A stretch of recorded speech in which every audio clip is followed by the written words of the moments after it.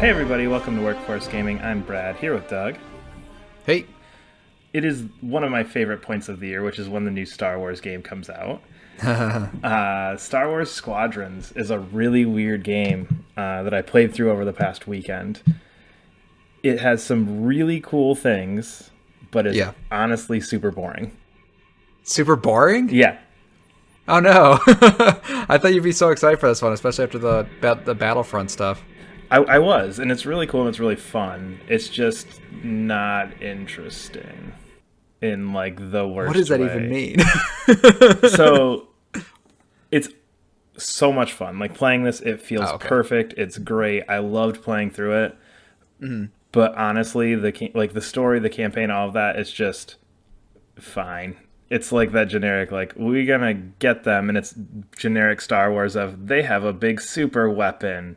We need to Oh. blow it up. Sure. Oh yeah, yeah. Everything I've heard about this game, it's like if you like Star Wars, it's more that.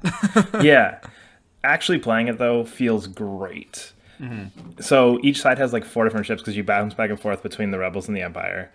Yeah. And each side, or sorry, New Republic and the Empire, because it's set like right after the Battle of Endor, so Return of the Jedi. Okay. And you're basically like trying to figure out, okay, can the New Republic establish itself? And they have this big new super weapon that's going to help them destroy the remainder of the Empire. And you've got the Empire going like, well, we can still come back from this. We'll be okay. I And mean, that sounds kind of interesting. Is that not interesting? Is that the, th- is that's that? that's it. Oh, okay. There's nothing else. Is it hard just coming off like because I guess the perspective I'm seeing because I know you had two really good Star Wars experiences for related video games. One was Jedi Fallen Order, which obviously is super story heavy. Yeah. I'm gonna have an amazing story. Yep. But then the other one was playing Battlefront in VR. I remember like you were like so insanely hyped Yes, about. and that is where we need to talk about because this VR is so cool. Okay. So I played through the whole game just normal, and then I went, okay, well, you know what? I'll break out the VR. I'll just play one or two missions. I ended up playing about 3/4 of the game again, just Oh, because the really? VR was so cool. And it's all cockpit view, but Yeah. every cockpit is unique. So like when Okay. you're sitting in the A wing, you can like see around you like 360 degrees almost. Like you kind of like are almost in like those bubble things, Yeah. Yeah. so you can kind of see everywhere. And then you get into like the U wing, and the sides are pretty much closed off, but it's got like a triangular point in the front, so you can like see underneath your feet and on top of you. So like your perspective kind of shifts depending on the ship that you're flying. Oh, weird.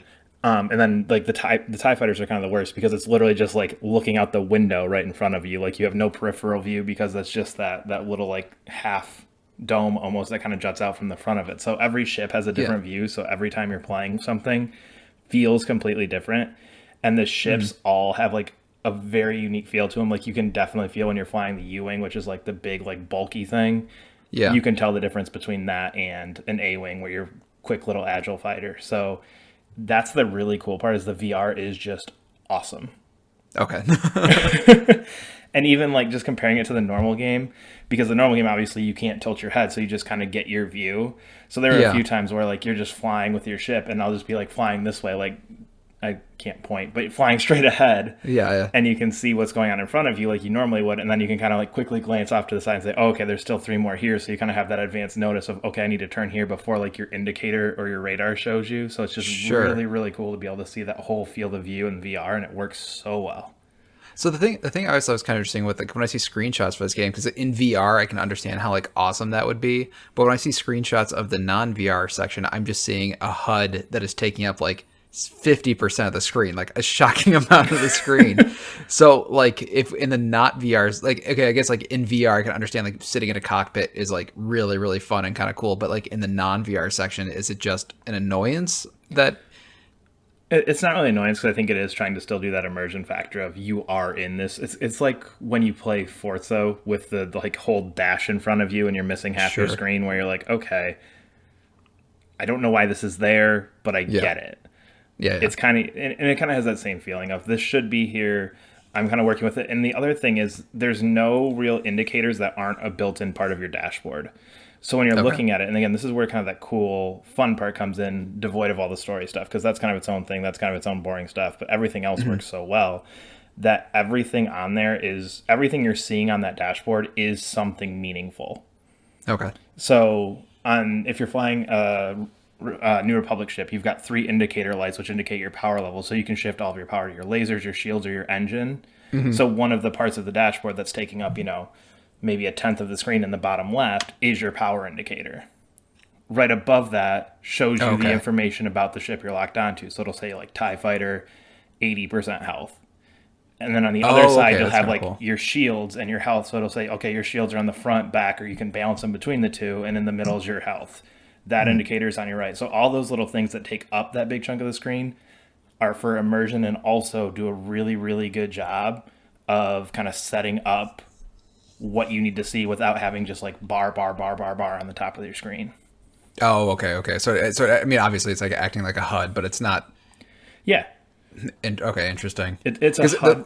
It's a HUD that feels like it's more a part of the immersion factor more so than just the video gameness of you need a health bar. You need to be able to see where your shields are. You need to see where your enemy's at. It all has that feeling of, okay, this is what it would look like in that cockpit. Sure, I guess that makes more sense. I guess I haven't played like MechWarrior in a long time, but obviously there are definitely games that do that. I just feel like I haven't played a game like that outside of like a racing game that's done that in like a really long time, Yeah, and again, I think sort of thing. that's where that like Forza comparison comes into, where it's like, okay, you have all this stuff and it's in your way, but there's my speed, there's my this, there's my that, and you kind of get that feeling from all of it. So the way that just the game handles you being a pilot is so good because it definitely does have all those elements where you're in Star Wars and it's put all the power to the forward shields and you're like, okay, hold square, push forward, doom, forward shields. Oh, they're coming up behind me, hold square, push back shields, and you can do all those different Yeah. things to adjust it. And okay, I'm in an X-wing, so I've got all my power to my engines. Okay, now I'm going to throw it up to lasers. I can shoot my lasers more because I'm slowing down a little bit to use those. So it's got all those different parts in there that work so well together. Is that built into the Star Wars mythos? What do you mean? Like when I think of like put power to thrusters, I'm thinking more Star Trekky. But like in the movies, do they do stuff like that? Like I'm not trying to like I'm not saying like, oh, it's not exactly canon, is it now? But I didn't know if that's like a part. I see that as being more a part of Star Trekkiness than I do say as part of Star Warsness. I mean, in terms of capital ships, yes.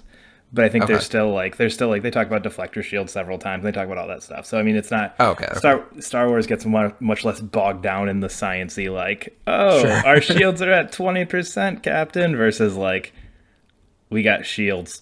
Okay, well that was my question. So I was just wondering because it is playing with that. Like I could see like a Star Trek game that's playing with it. It's like, oh well, that's kind of built in mythos. I kind of expect that. But is there part of you that just wants a like to shoot without having to think about that stuff? So this has that to a point because there's different difficulty nodes. So I played on hard on my normal way, and then I was like, okay, I'm just gonna play the VR. I just want to have some stupid fun with this, and I set it like it had like story mode, which is just like just Oh, push the okay. button and shoot at the enemies. I mean, that's there. I played on like the one in the middle in VR. I don't remember what it was called, but it instantly. I was fairly frustrated playing on hard in a couple points because it does get very hard in the campaign, but Yeah. switching it down one was like, okay, this is more stupid fun. Like, oh, I forgot to move my shields. Whatever. I still have Sure. 80% health 3/4 of the way through this mission because whatever. So it does have that a little bit, but for the most part, it is much more of a simulation feeling, like that difficulty's there, unless you adjust the difficulty down to be an easier Do you one. like that simulation aspect? Like, which one did you enjoy? I guess in VR is kind of different, but like, I guess as far as enjoyment of the game, did you enjoy having like being able to mess with that stuff? Or It's again, it's two very different things. I think the when you can mess with that, it feels much more intense. okay, It sure. feels like, okay, this is serious. Like you die fairly quickly if you just charge at a capital ship and on a harder difficulty. You're done. You can't. You have to actually be like mindful of, okay, where are my shields? Where's my power? Did I charge up my shields? Did I shift the power there? Did I come at like you actually have to go like, okay, I'm gonna move my engines to quick so I can get there quick. Quick switch up to lasers. Put all my power Yeah. there. Quick switch back to engines. Drive off. Okay, and then I can take another run. Whereas if you play on easy, it's pretty much just like, oh, I'm gonna drive up to that Star Destroyer and shoot a couple parts of it. We'll be good. Sure. No, it's kind of funny because if I feel like if I was describing this game to you and explained that aspect of like swapping the shields around, you're like, that sounds like that sucks and something I don't want to play. I You know what I mean? And Or is it just yes, this? and as with all things, because it's Star Wars, it gets a pass from me.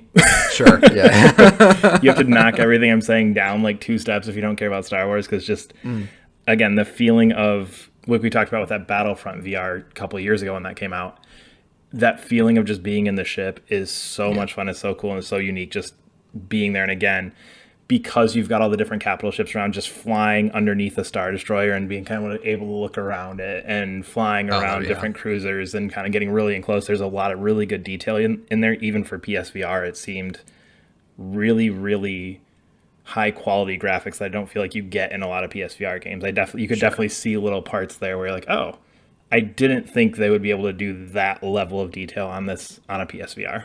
Yeah. So did it meet your expectations? Kind of like when you, because like, or like, did it exceed your expectations? Or like when you finish, you're like, oh, that was exactly what I wanted, and that's exactly what I expected, sort of thing. Yeah, kind of something like that. It's a very fun game. It's just not an interesting game. It's very much just a sit down. I think campaign probably 7-8 hours. It's just kind of a sit down, play through this once, enjoy it, have some fun with the different ships, because every ship, again, does feel different. There's different, you can customize all your secondary weapons, you can customize your shields, you can customize all that stuff. But in the end, it's just kind of like, I'll forget about that in a year. But I had a good time for the 10 or 15 hours that I put into it between playing it about 1.5 times through and the few multiplayer matches I did. It's fun, but it's not interesting. The only other thing that I didn't even think about it until I was towards the end of the game is I feel like most Star Wars games, you kind of get the in atmosphere versus the space battles. Yeah. This is all space battles, which gets a little old towards the end. You're always this one's by a meteor, like a field of asteroids. This one's in the stars. This one's next to a planet. You never get the cool, okay, let's do Battle of Hoth, where we're low to the ground, we're doing all this stuff. Everything's always in space, which makes sense for what the game is, but at the same time, by the end, you're just kind of okay, more blackness around me. That's interesting, because I never thought about it, but in Star Wars there is a lot of, what do you call it, in atmosphere or what? Yeah. Okay, I don't know what the term is. I don't either. I don't either, but that makes sense to me. No, but it's interesting though, because until you said it, I didn't really think about Star Wars having clearly space battles, but they also have a ton of battles that are really close to the ground. Yeah, and if you go back to Rogue Squadron games, you kind of alternate between the two. You'll do one, we're low to the ground, now we're in space, now we're back in this planet, now we're on a different planet, now we're here. I almost think part of that comes with, because they made it look so good in VR, because you just have black backgrounds all around you. I'm very curious if that's part of the reason, because you're not trying to render and do these high fidelity mountains and landscapes, because it's just, there's black and there's an asteroid over there. Yeah.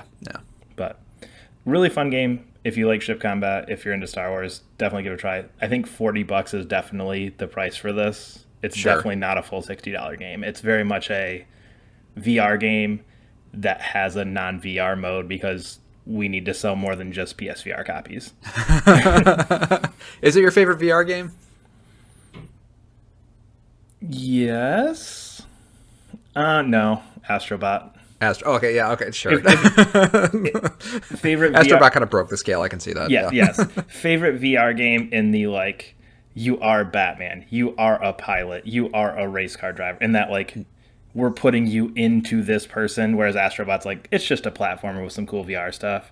Yeah. This is, I think, the best one of those. You're going to be blank. You're going to be doing blank. It's first person, all that stuff. I think if you look in that category, then yes, in my mind, I think it is probably one of my favorite VR games.